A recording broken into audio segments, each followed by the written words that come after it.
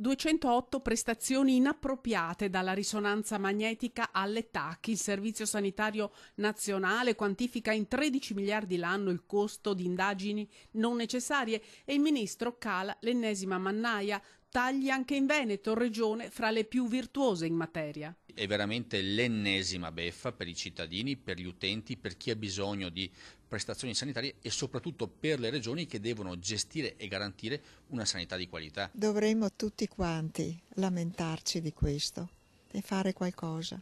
Questo è quello che noi come medici giuriamo quando diventiamo medici di famiglia e a questo ci atteniamo, quindi continueremo a prescrivere esattamente come prima. Non si tratta di fare una protesta, si tratta soltanto di applicare le norme. Gli amministratori si schierano dalla parte dei cittadini. Il ruolo del medico è figura centrale nel valutare i bisogni reali della persona e quindi non è che un burocrate decida per il medico e per la responsabilità del medico.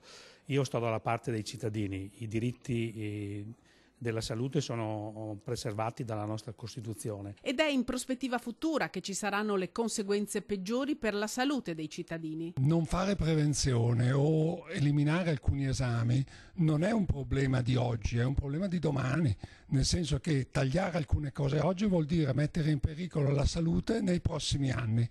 Quindi problemi che riguarderanno persone che saranno limitate nella possibilità di accertamenti e gli esiti li vedremo a distanza di tempo. Sono le solite decisioni calate dall'alto. Se si spreca in Calabria, in Campania o in altre realtà, cosa che non accade da noi, non è e non può essere fatta ricadere sul Veneto appunto i costi di questa mala gestione di soldi pubblici. I medici respingono al mittente tutto il pacchetto, comprese le sanzioni per le prescrizioni non opportune, e sono pronti allo sciopero.